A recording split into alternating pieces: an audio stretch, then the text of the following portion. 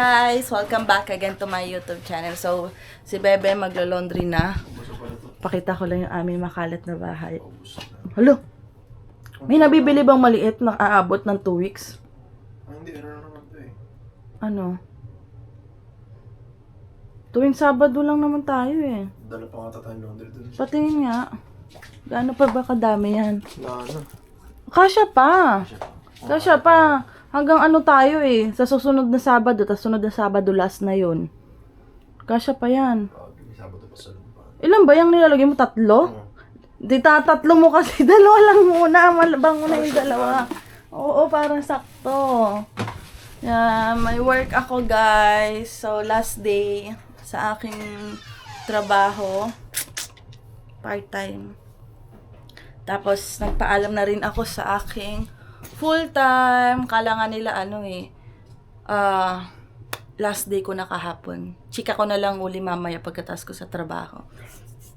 Dami pang ayusin si Marvin. Tapos may mga dadalhin pa si Marvin sa Value Village na hindi na talaga magagamit. Kahit may bigay namin, hindi na kasi maganda.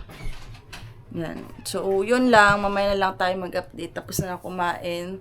Dahil nga may Jollibee dala si Martin kahapon, yun yung ulam ko. Tapos, yan, basang-basang pa yung buhok ko. Bye, guys! Alis na kayo ng bebe ko. O, ikaw na bahala. Goodbye guys. Ayun lang. Dito lang ako kasi ano. Hindi na niya ako mahatid, Short butas ko daw eh. yung puwet niya. Babay na. Love you. Guys, kasama ko na si Bebe. Punta kami dun sa isa sa paborito namin kinakainan. Ano nga yung Taiwanese yun, no? Thai? Vietnamese. Okay, dito lang naman sa may Warden. Malapit lang. Ayan na, guys. 5 guys. Uy, nagbili ka na ng vacuum? Shit. Ayun o, Dalarama na. Di ba dyan ang Dalarama? Saan ba ang Dalarama? $1.03. Saan ang Dalarama? Kala ko may Dalarama dito. Nalimutan mo kanina? Okay lang, gwapo ka naman eh, kahit malilimutin. Anong oras na, Bebe? Doon, dilakadin na lang natin. Mamaya pagkatas kumain para maglakad-lakad. Oo, para maglakad-lakad tayo pagkatas kumain, Be. Guys, nandito na kami at madami ng tao. Kanina konti pa lang eh. Medyo matagal yung serving dahil madami. Parang gusto ko ng pag-aralan yung mga Taiwanese food. Yung grilled lang naman siya, kaya yung soup nila gusto ko. Ayan na guys, kakain na kami ni Marvin. Kompleto na yung order namin. Ito hindi ko alam, parang ewan ko kung anong klase to. Suka ba nila yan? Ang sarap. Tapos tong kanilang salad, sarap din ito. Ito dalawang pork to, kaya minsan yung isa iniuwi na namin ni Marvin pang baon na kinabukasan. Kain muna kami. Kain na, Bebe. Busy ka na naman dyan. Ayan na guys, tatawid kami dun sa kabila para pumunta sa Dalarama. Madilim na. Hindi ganun kalamig, sakto lang. Masarap sa pakiramdam. Di tulad nung nakaraan. Grabe ang lamig pag gabi. Be, busog ka? Masarap pa yung kinain mo? Pati yung sabaw? Sabaw na lang natira. Sakto lang, masarap. Masarap sa pakiramdam. Ayan guys, yung Dalarama. Cineplex dyan kami nanood noon. Yung Chaco yun, no? Yung kinain na natin na parang sangyup. Chaco. Chaki. Ayan. Dito halos dikit-dikit yung mga store dito eh, no? Parang Ito yung be? yung outlet. Outlet sa Niagara. Parang Ganito. ito rin sa Saan? Sa Skaton yung mga kainan, ganon, mga... Doon may ganito sila. Oh, ganito yung pinuntahan mo? Yung pinuntahan nyo nila Kuya Makoy? Doon nga sila yung Parang gantong style. Oh, ganon. Mas malawak dito. Ala, ang cute. Ito ata yung panlagay sa top. Ay, hindi. Nilalagay lang pala to. Wala akong nakitang mga ganito nun sa STC. Dito meron yung mga panglagay sa Christmas tree. Saan si Bebe? Nahanap niya yung vacuum. Saan kayang part dito yung vacuum? Yung vacuum na paglalagyan ng mga winter jacket.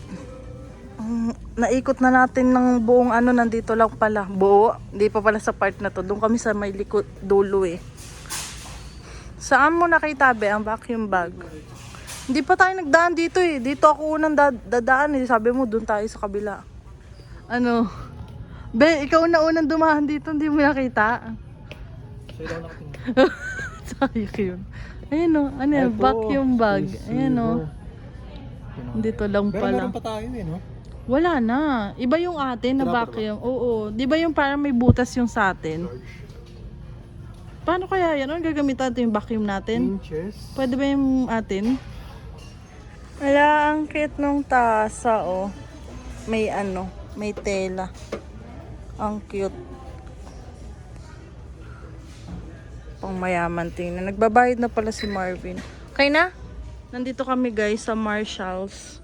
Ang dami pala, puro branded din pala dito. Ang ganda naman ito, uy. Wala, ang ganda. Ang mahal kasi nung ano yung UGG na ganito. Magkano to? UGG daw, sabi ni Marvin yung UGG daw. Mahal daw. Ang sikip naman ng size 8. Ay, 49.99 lang to, bebe, oh. Ganda. Pang fall. Kaso nako, saka na lang. Bili rin tayo dyan soon. Tingin ako ng ano, yung waterproof na ano, na winter boots. May nakita kasi ako kanina. Parang gani, ay parang gani rin, oh. Yan, yung ganitong gusto ko. Ladies pa yung pambabae. Dito ata ang panlalaki. Ito pa yung may panlalaki, oh. Ganap siya. Ay, ang cute ng mga sapatos ng pambata, oh. Ay, pala mga medyas din, no. May ganito naman ata sa ano, eh. Tingnan mo. Ito sapatos. Ito ba, gusto mo para ano ka? Swagger. Nasa yung mga sapatos. Ba't parang walang pang winter masyado? 20. Magkano? 20. 20? How much is that? 20? Ay, boy, maganda. Anong brand yan? Hindi ko alam yung brand eh. Branded ata yun eh. Hindi ko alam eh. Oh, branded. Branded. Pwede. Ano, gusto mo na bang bumili ng pang sayo? Manipis to. Oh. Bibonit pa ako. Manipis. Manipis. Manipis. Maninipis na to. Iyon maganda, makapal.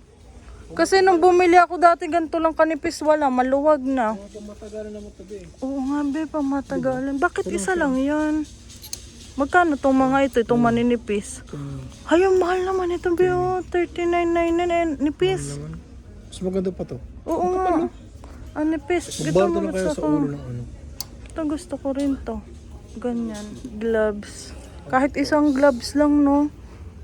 Gusto ko rin makapal yung gusto ko. Parang bagong balik ko. Bagong balik. Bakit bagong balik naman, bebe? Ito naman ay. Ano? Laki ng kamay mo dyan, oh. Para kang si Hanks. Hanks ba yun? Hank? Hank. Ano sino yun? Hanks. Paano yun? Sino yun yung bakal yung kamay? Iron Man ba yun? Smile! Kapag may budget na tayo, bili tayo. Mahal pala nito, 89.99. Magkano yan? Ha, 100 plus, be. Hintay na lang. Naghihintay na lang kami ng bus, guys. So, ayan yung 5 guys. Diyan yung first work namin ni Marvin. Magkasama kami dyan. Ay, hindi. Receptionist muna pala yung trabaho ko bago dyan, no? Una muna yung receptionist, bebe. Ano? Tapos, nung last year na nagkaroon ng snowstorm, parang 11 ata nag-close dito sa 5 guys. Dito, yung 5 guys, tumakbo pa kami papunta dito. Ang taas ng snow, guys. Tapos walang walang bus na dumadaan. Ang tagal namin dito. Siguro parang umabat kami ng 1 ata dito, alas 12. Basta isang oras kami, tapos tumakbo kami doon sa may kabilang kanto dahil nga dadating na yung isang bus. Nakauwi na kami alas 2 ng madaling araw sa bahay. Sinundo ako ni Marvin noon nung snowstorm. Parehas tayong naghahabol ng hininga, no be. Naubusan na tayo ng hininga noon. Magkaakbayan kami ni Marvin, talagang nawawala na kami ng hangin eh. Alin? Hindi, nung sinundo mo ako. Nandun na tayo sa may kanto ng bus stop papunta sa bahay. Nung pagkababa natin, naubusan na tayo ng hininga, no? Kaya nga, grabe, mamamatay kami noon. Ha?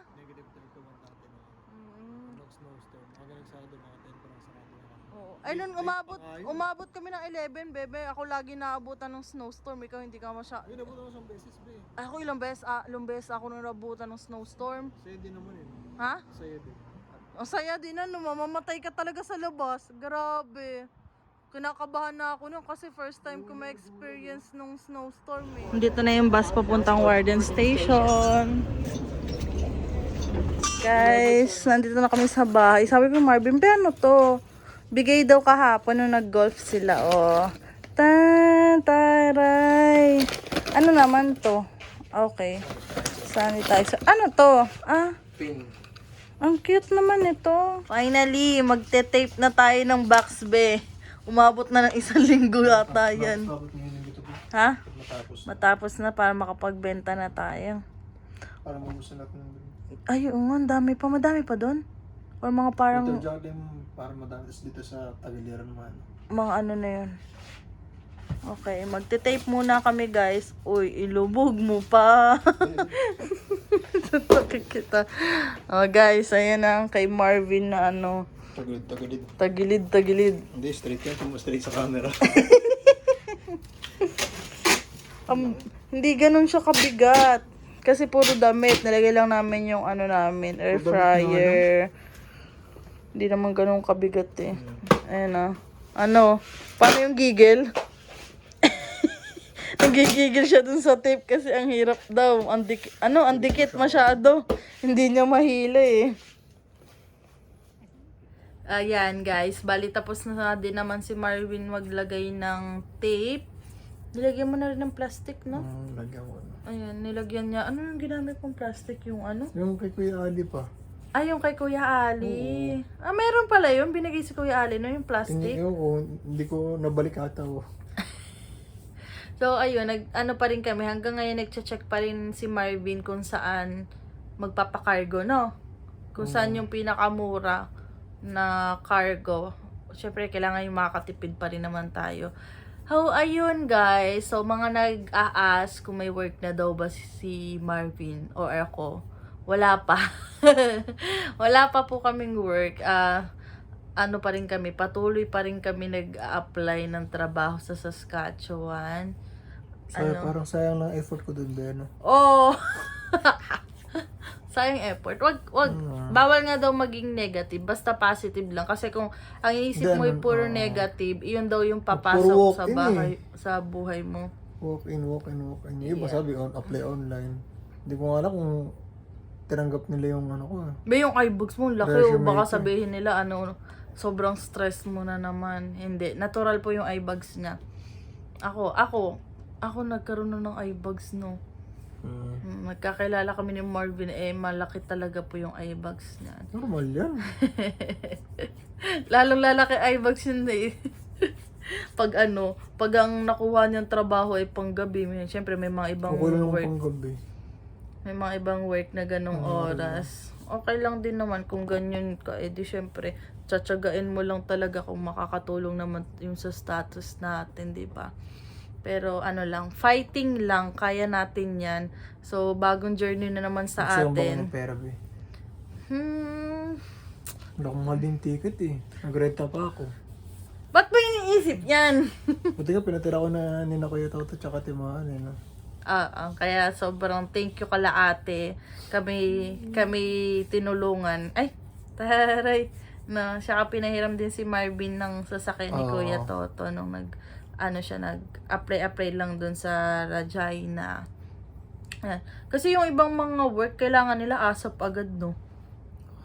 Oo, kailangan nandun ka na agad. Kaya maganda rin din daw na nandoon na pag nag-apply.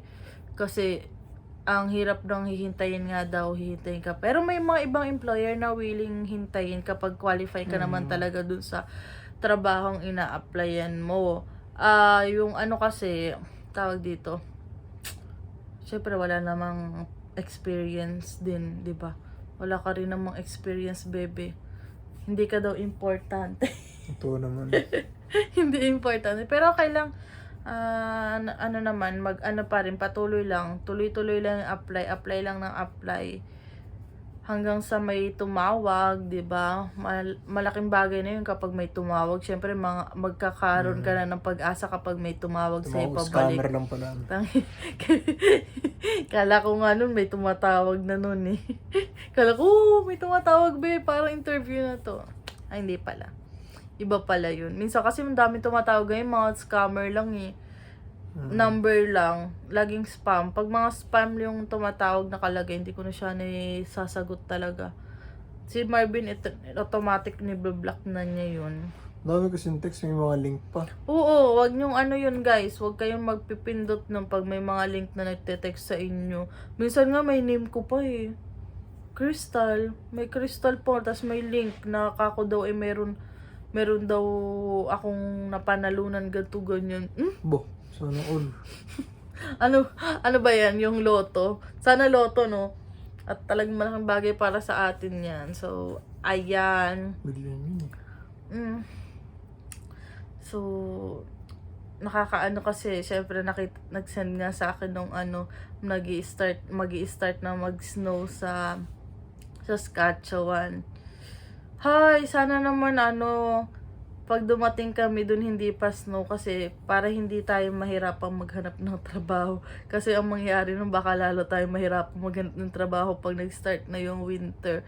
Kasi last year, nung dumating kami, kung wala pang magre-refer, hindi kami magkakaroon sigurado ni Marvin ng trabaho. Kasi yung nag-walk-in nga kami, yun yung nag-trending na video namin ni Marvin last year.